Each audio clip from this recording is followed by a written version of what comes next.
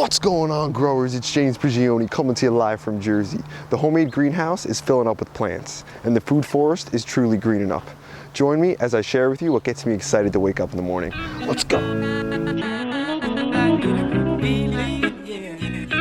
I think it's evident that the food forest is really greening up now. That Asian pear in the front looks like a stunner right there. She looks beautiful. Small but productive. And the persimmon in the front is really waking up now, looking gorgeous. Let me take you inside the food forest though. But before that, let me take you in the greenhouse. Everything's looking great in there. It's a good feeling walking into a greenhouse full of plants. I love that. Also when you're underneath some grapevines. Soon we'll be able to just grab some grapes, eat them from here. I can't wait. Let me show you the production in the greenhouse though. Let me start off with a zoomed out view just to give you guys an idea of how much we actually have planted here. Everything in these cups are growing. They have plants in them that have sprouted. The large ones are mostly the brassicas, looking healthy, looking great. There's about 12 in each tray. I'd say there's about 30 trays here. So we've got a lot of plants, and I'm super excited. You'll notice they're on the ground here and not kind of in shelves or anything. The reason I have them on the ground is because that's where it's the coolest. After everything's sprouted, I want them to be nice and cool, get a little wind on them, because we don't want any weak, leggy plants. We want strong, short, stocky, and ready to go once we want to transplant them. You'll notice up top there, those cups have seeds that haven't sprouted yet. And it's fun to be able to look out into the food forest while you're hanging in the greenhouse, especially when it's raining. Sometimes when it's raining, I'll just come out into the greenhouse, look in the food forest, and just try to be thankful for all the opportunities that I have and try to make sure that I'm taking advantage of these opportunities. The plants in the greenhouse look great. In the food forest, I really enjoy transplanting stuff out because I'll walk out there and I'll find spaces between the trees that have a lot of light, and that's where I'll go and transplant something. I'll put it directly in, and that's one of the reasons that I choose to start a lot of my stuff from transplants. I do some things from seeds, cucumbers, sunflowers, a lot of the bigger seeds I choose to grow from seed because they just do better like that. I showed you this gooseberry in the last video. I was hoping it would have a lot of flowers and a lot of fruit this year. Looks like it's going to. It's loaded. We're gonna have the most fruit we've ever had on it. I can't wait to start eating them. I believe this one's the Captivator. The one next to it's the Welcome. And underneath it, we've got Emerald Carpet Raspberries as well. So we're getting two berry yields in the same location. And this looks small right now, but that's because it's just waking up. It's actually large. I think these carpet raspberries are really gonna start spreading their space over here. That'll be fun to see. And the raspberries have really filled that gap in underneath the grapevine. That was kind of the idea. A lot of the blackberries are shooting out new shoots. Let me show you those. Here's a Navajo thornless blackberry shooting out that brand new one right underneath the grapevine. And that's a different grapevine from the one I just showed you. And there's a third one along that fence line there. So we do have a lot of grapes planted. The spinach is doing well. I'll bring you guys over to that. Show you how it's doing. We planted it from seed not too long ago. And look at that goji berry back there. That thing is loaded. One thing I learned recently about a goji berry, which is pretty cool, is you can see how it's sloped over like that. Another name for the goji berry is the wolf berry, because out in nature, the wolves actually like to nest and hang out under there because it provides good cover. So I thought that was cool. Wanted to share it with you. And the spinach is doing well. Coming up, soon we'll be eating spinach. I love sauteing spinach and cooking it with the eggs, especially the ones from the chickens. Can't beat homegrown eggs with some homegrown spinach. There's no comparison, in my opinion, between the stuff they sell at the stores and the food that I grow in my own backyard. I choose to call it stuff because I think some of it is so far removed from actually being food. Some people might not get it and understand it, and using words might not be the way to do it. Let me show you some asparagus that I'm growing right here in my backyard, just to give you a little difference. As you can see right here, there are two asparagus coming up. There's two small ones there and a nice spear there. I'll harvest that one. One thing to note though is right above this is a peach tree. A beautiful peach tree that we're gonna hopefully get a nice yield from again this year, because we did last year. It's loaded with fruit again, and you can see how open we have it. We choose to do that. Let me grab this asparagus though. When harvesting my asparagus, I have to grab it right here and pull it from the root. We want to detach it from that root. This way we don't have just something sitting and rotting there. Pull it right out from the bottom, as you can see. Now, what's so different about this and the one from the store? One thing is definitely the flavor, but this, I'm just gonna be able to crack it and eat it fresh. No way I'm gonna need to cook this thing. This is like eating candy, it's so sweet. Let's crack into it. Just crack it from here, and man, that cracks easy. And it's full of water. So juicy. I'll have to give you a zoomed in version after I taste it though. I don't know if you can see it, the water's just dripping out.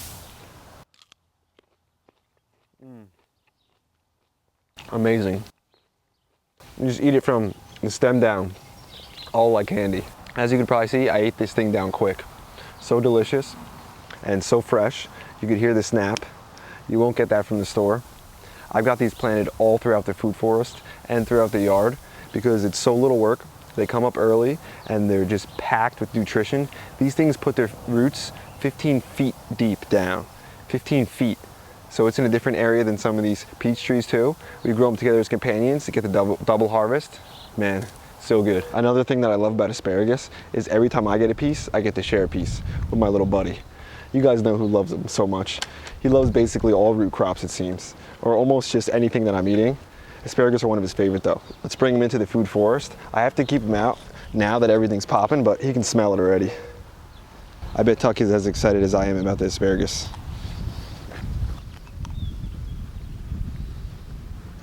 That little guy definitely loves his greens. The strawberries are flowering. We'll be eating those soon, which is great.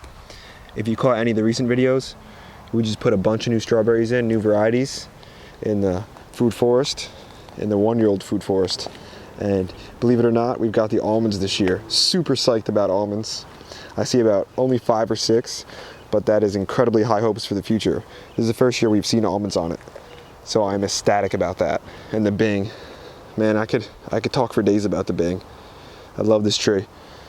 You hear that term tree hugger and you think, man, those people are definitely crazy. But then you get a tree like this and it's like, dang, I just want to come out here and hang out next to the Bing, sit under it, read a little bit, give it a little hug. It's just, I don't know, this comforting, I guess. It might sound weird, maybe it is weird, but I love it out here. Nature is something that just revitalizes me and gets me going, gets me excited. Let me take you back to the apricots. They're still looking good, the best I ever had. I really hope we get some this year because we haven't in the past. Even though I've had that apricot for a number of years, I've never gotten fruit. I want you all to know that starting a food forest, it's not all just rainbows and unicorns. Planting a fruit tree too. Not everyone you plant is going to be productive. Not everything is going to be a success. But if you plant enough and you're faithful about it, I know that you will have some great successes in there. And I want all of you to take it upon yourself to take a small piece of land that's neglected and transform it. Take something that there's just nothing going on really, overgrown, and turn that into something that's beautiful, something that's productive, and something that you can share with other people. I'll tell you what though, I'll definitely be able to share these raspberries with other people. They are just coming up everywhere.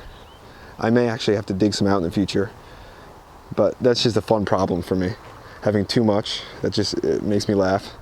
The Salish Summer Peach, she's looking beautiful as well. New cherry next to me, looking excellent. And the kefir pear doing real well. We've got a number of things planted in the chicken pen. Here's some blackberries that'll produce a nice little fruit for us.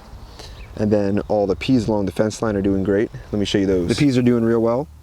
Over here where we have the barrier so the chickens can't scratch the other side of the fence, they're doing much better. But down there, I didn't put that barrier up yet and I haven't locked the chickens in. So they're pecking through a little bit, but the peas are still doing fine. You can see here where the chickens have been pecking through the fence. They just stick their head through and peck at the stuff. They mess with this pea just a little bit. I'm sure it will be fine. What I need to do is put their fencing back up and actually bring some soil back up against this, because since they pulled some of it away, it's drying out. And I also need to lock them in their pen. Right to my left here though, we've got more asparagus coming up. You can see a couple here. 1, 2, I know I saw a number of other ones too.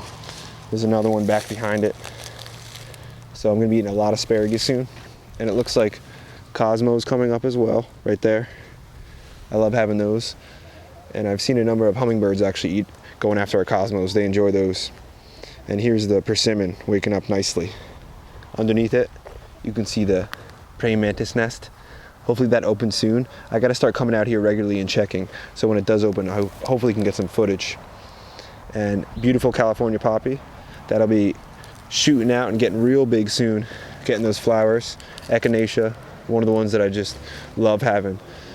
I always talk about it because it's just such a great one. Let me give you an overall view of the whole food forest from from in here. For all you watching, you might have noticed, it seems like every time I turn around, there's something else growing.